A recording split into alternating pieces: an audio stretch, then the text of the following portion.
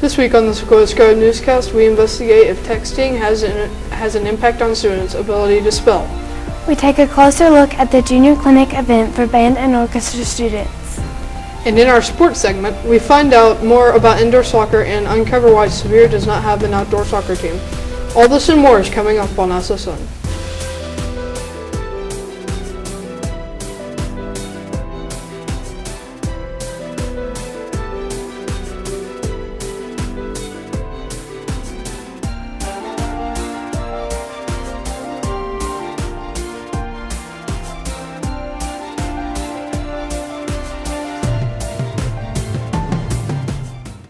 Good morning, Sevier Middle. My name is Sandler. And I'm Keely. Welcome to this week's episode of SSN. More and more people use something called text talk while texting their friends. Is this text talk affecting students' spelling? Alex and Allison have the story. Students and teachers at John Sevier Middle School agree. Sevier has a spelling problem. Not all of them because they text too much. Yes, because they're always abbreviating stuff. Yes, because they abbreviate a lot and abbreviate sentences and stuff. When you text them babe and you're like, IOI, I mean, yeah, if you use text talk, then I guess it affects it. But, I mean, I have spell check, so it just teaches you how to spell. Spelling skills, just because they're not practicing them, I think if they practice them more correctly, using non-texting shortcuts, they'd probably do better at spelling. For many students and teachers, spelling properly is an important part of life. Depends on the job you get or something. I think spelling is important because without spelling, nobody will be able to translate anything from older works to newer works, and you won't know about your past. When you're in a job, you'll have to communicate effectively to your boss and your teammates on your job, and they will need to know how to spell properly. I think it is, so you don't sound like an idiot on your job interview. Why would texting affect someone's ability to spell? According to Sevier students, there are too many shortcuts in texting. People shorten the words. Abbreviate a lot. You abbreviate a lot, and it's really hard for kids to write. Reporting for SSN, this has been Gabriel, Alex, and Allison. A Sevier social studies teacher has received a big honor. John Sevier Middle School teacher John Malik has been invited by Middle Tennessee State University to be the educator in residence this summer for a program called Teaching with Primary Sources. Malik will be working on creating history lessons using primary sources. He will start his work in May 2015. The University of Tennessee in Knoxville has partnered with Kingsport City Schools. They will offer a graduate degree program for Kingsport City Schools teachers. The degree will focus on teacher leadership and can be adapted for a master's degree. The program will take applications from KACS teachers only. It is set to kick off this summer. Kingsport City Schools has begun accepting zoning and tuition applications for students in grades K-12 for the 2015-2016 school year. Parents who would like to request their child attend a different city school outside their school zone should apply for a zoning exception. Parents of students who are not legal residents of the city of Kingsport have to submit a tuition application to attend Kingsport City Schools. Many band and orchestra students participated in the 2015 Junior Clinic event. Kristen attended this event to find out more. Junior Clinic is an opportunity for students to show off their skills and make an all-stars band. The event recently took place at John Sevier Middle School. Junior Clinic is a really neat experience that kids get to show off their skills and work hard for a common goal. How do the students of Tennessee feel about the results? I think I did pretty good for the most part. I think I did okay. Not that great. Even students think that trying out is an important goal. I'd say it's a good experience for 7th and 8th graders, and it should be something that everyone tries at one point. It's a pretty good experience, and it's a good way to get over your anxiety. Parents and teachers alike feel that Junior Clinic is an important event. Definitely so. It's a great chance for the students to rise to a challenge. Yes, I think Junior Clinic is a really good experience for young musicians. It teaches them how to prepare things, and it teaches them to not be nervous when they're playing by themselves. and I just think it's a really good experience all around. Even DB students came back to help. It helps get a good feel for where you'll end up in the later years. You'll be able to tell like where you'll fall at Dobbins Bend if you continue on band. Reporting for SSN, this has been Kristen. This past weekend, the weather has really low temperatures. Will this trend continue this week?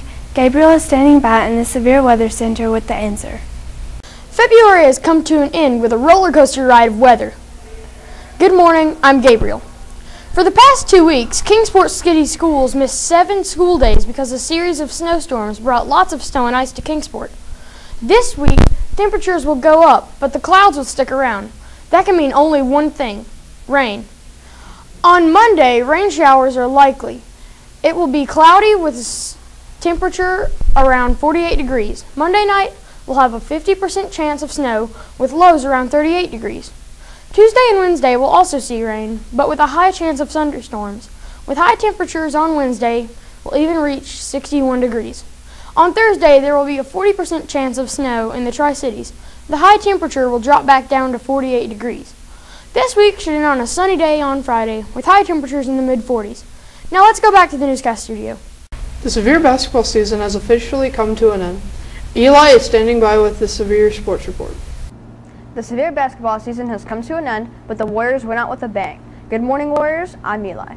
The varsity girls basketball team defeated Jefferson County and advanced to the Final Four of the Tennessee State Sectionals Tournament. Severe won the match with a score of 41-29.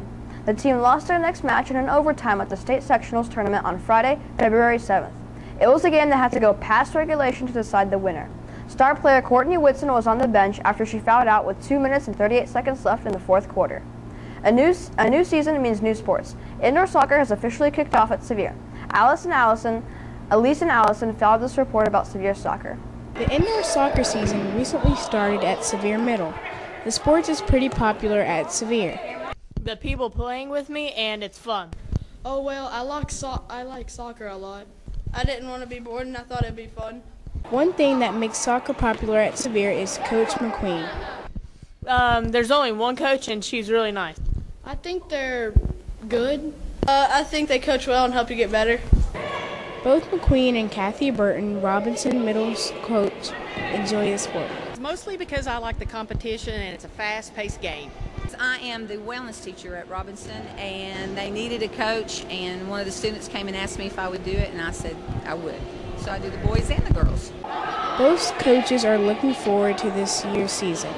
So far, so good. This is only the first game, but it looks like we have a lot of good guys playing, so I'm looking forward to Thursday as well. I enjoy it a whole lot because it's right after school, which is good, and a lot of the kids get to participate.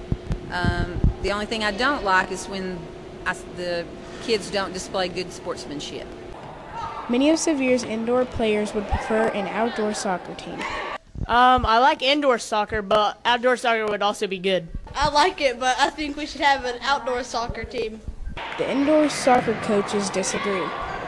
Myself, I would rather do it indoor because there's a lot of kids that don't play outdoor soccer that get to play this game because it's not as competitive. So, no, I think I would like to stick with the indoor. No, because I coach outdoor track. I'd rather do that. Is there any hope of outdoor soccer fans? They used to have one, and I think what happened was they had a lot of travel teams, and they just didn't have a lot of kids to go out. But now some of the county schools have started outdoor soccer, so maybe if you get enough interest, they'll be able to do it in the city. Reporting for SSN, this has been Elise and Allison. Due to the recent snowstorms, track practice will now begin on Monday, March 9th at 3 p.m. Students who want to participate should come dressed in running clothes to the Severe gym. You must have a physical on file with the school before the first day of practice. The scores for the baseball tryouts are in. The following students earned a spot on the Severe baseball teams this year: Chris Lyles, Wesley Sturgill, Austin Bigelow, Brogan Beckner, Grayson England, Tyler Simpson, Lucas Patton, Jace Davenport, Sebastian Fugit, Jet Harris, Kyler Banks, Cameron Williamson, Gavin Morlock, Zane Whitson, Andrew Larkins, Jet Wallen, Noah Osborne, Landon Raff, Joseph Davis, and Clanton Culbertson. Well, that's it for this week's Severe Sports Report. Let's go back to the newscast studio. Is text talk affecting student spelling? Alex hit the halls to find out what the students at Severe Middle think. Is texting affecting how people spell? SSN hit the halls to find out how severe students feel about their spelling ability.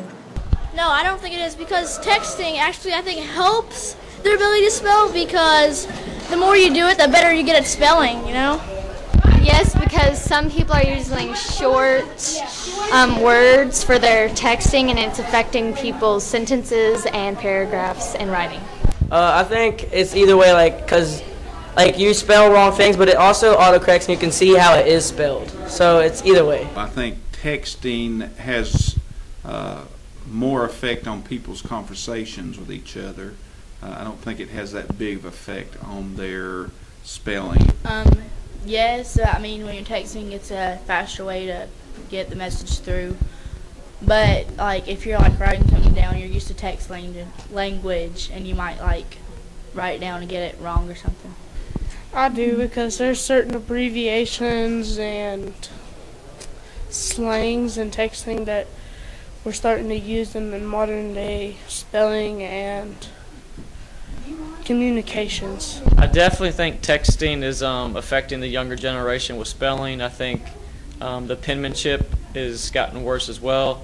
The younger generation tends to get in a hurry, so they're using abbreviations, and I think that's affecting spelling, grammar, and a lot of other things as well. Yes, because they probably don't know how to spell things, and the global text on the texting might be a little wrong. That's how they probably think it's spelled. Not really. I mean, they shouldn't text that much. They should talk in person, because it helps with their social skills. Where some phones have spell check on it, it just automatically corrects it for you. I do believe it is. How kids shorten their words and everything, it does carry over into some of their essays, and most of the time have to be corrected. I think it may be some. It's challenging others to do their homework and stuff, slowing them down. I do think it's having a big effect. A lot of people use abbreviations or don't use punctuation, like a comma or a period or an exclamation point, and then also a lot of people don't capitalize things like they should. If you want to tell us your opinion on texting affecting how people spell, tweet us at the hashtag #SSNHitsTheHalls, and your comment could be featured on next week's episode. Let's go back to the newscast studio. That's it for today's installment of the Sequoyah Scribe Newscast. Next week, Gary takes a look at a special project that took place at Sevier Middle, building a catapult. Maddie and Eli profile Sevier's chess club. And Eli and Allison sit down with Coach Sean Potts to get his thoughts about the girls' basketball season. I'm Sandler. And I'm Keely. Have a great week, Sevier Middle.